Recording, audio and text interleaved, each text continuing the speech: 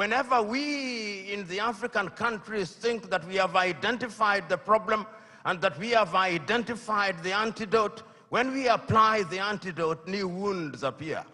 That has been the state of Africa, and that continues to be our state. And therefore, when we judge Africa, we must ask ourselves, from whose lens are we judging Africa? When in 1965, the Osagyefo Kwame Nkrumah wrote the book Neocolonialism, the Last Stage of Imperialism, and the Most Dangerous, he was right, and he was overthrown for it, because the colonizer left but never left. And if you have any doubt, see what is happening in Niger, in Guinea, in Burkina Faso, in Mali. They are alive and well.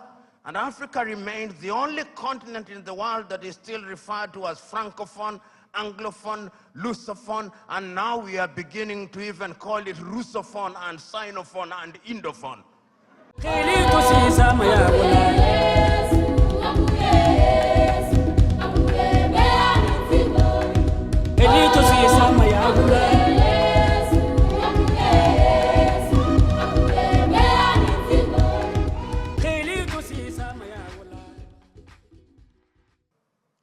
There is a sense in which much has been said.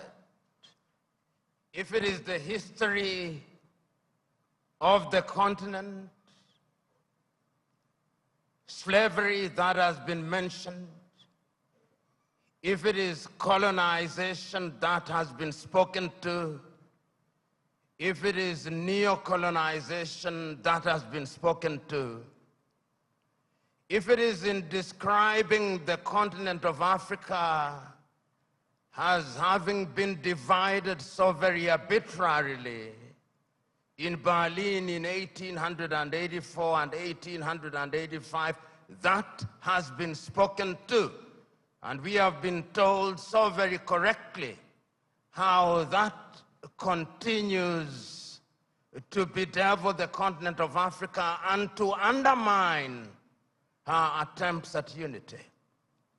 Those of you who are students of history will remember that in 1963 in Addis Ababa, Ethiopia, and in 1964 in Cairo, Egypt, the debate was, should we redraw the boundaries?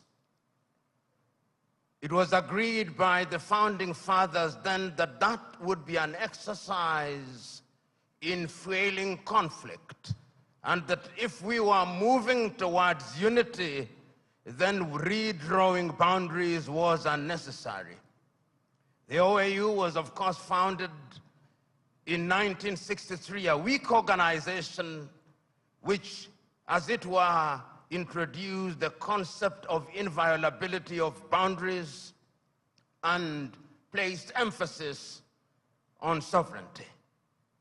We have been told that that could very well be the reason why Africa's growth has been stunted.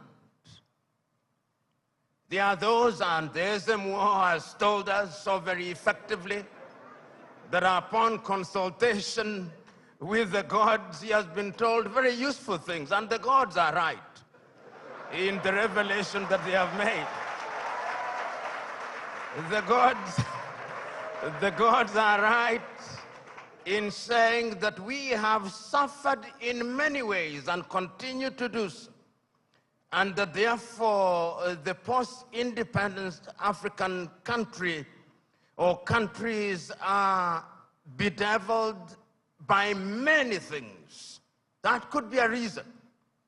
It has also been said that part of the reason why we have not realized our potential is because we make the wrong choices. And that could very well be true. And my brother who spoke about choices so very well told us that it all rests on the choices that you make. And you who are Christians will remember that at critical moments, even in the Christian tradition, it has always been a question of choices. If you read the book of 1 Kings at chapter 18, when there is conflict in that little place called Israel, Elijah summons them and says, choose you now.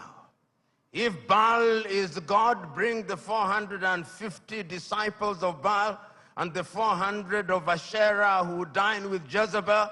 And if God is God, let him be worshipped. If Baal is Baal, let him be worshipped.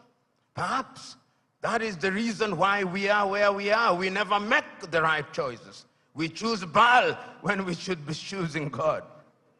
There are those who have said possibly, and you see this choice if you read the book of Joshua chapter 24, when he calls the Israelites and tells them, choose you now. Do you want to worship the gods whom your ancestors worshipped before they crossed the river, or the gods of the Amorites in whose land you dwell? As for me and my house, we shall serve the Lord. Perhaps we are not serving the gods, and that the gods are angry.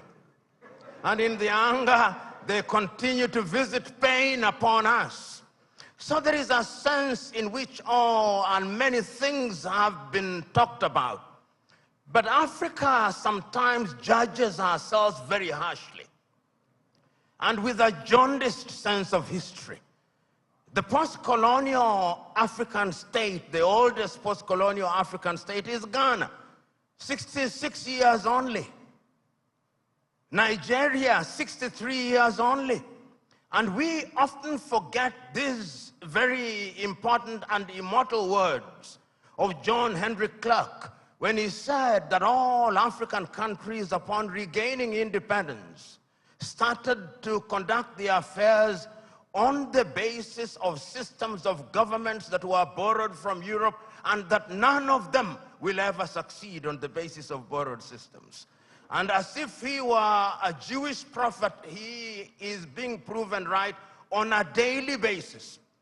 Because whenever we in the African countries think that we have identified the problem and that we have identified the antidote, when we apply the antidote, new wounds appear. That has been the state of Africa, and that continues to be our state. And therefore, when we judge Africa, we must ask ourselves, from whose lens are we judging Africa? When in 1965, the Osagyefo Kwame Nkrumah wrote the book Neocolonialism, the Last Stage of Imperialism, and the Most Dangerous, he was right, and he was overthrown for it, because the colonizer left but never left. And if you have any doubt, see what is happening in Niger, in Guinea, in Burkina Faso, in Mali. They are alive and well. And Africa remains the only continent in the world that is still referred to as Francophone, Anglophone, Lusophone, and now we are beginning to even call it Russophone and Sinophone and Indophone. There is a sense in which we must never forget this, so that when we are judging Africa, we ought to judge her on the basis and upon the realization that the headwinds that stand on our path are numerous, and that there is no shortage of fifth columnists within our ranks. The SMO spoke, and if the SMO were to speak a little longer, he would have reminded you of what Chinua Achebe said in Things Fall Apart, that they came and put the things that held us together, and we can no longer reason as one. And he said, we may have sent the white man away, but what about our brothers whose minds they have infected and infested? And there is no shortage of them. So Africa can and will arise.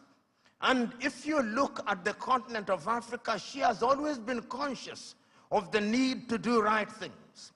And if you look at the continent since 1963, and I can remember this so very vividly, I can remember Kwame Nkrumah in 1957 on the 6th of March saying, the freedom of Ghana means nothing if the rest of Africa is not free. He says the same thing in 1958. He repeats the same thing in 1960 in Casablanca, Morocco. He repeats it again on 25th of May, 1963 in Addis Ababa, Ethiopia, where he tells the 32 heads of states gathered there, we must live here with one army. We must live here with one currency. We must live here with one foreign policy coordinated. And I even suggest that we can have a capital, and I suggest Bangui in Central African Republic because it is the most central. But we listen to him not. After that, of course, we have had our gains. Under the aegis of the OAU, Africa was able to eliminate apartheid, South Africa.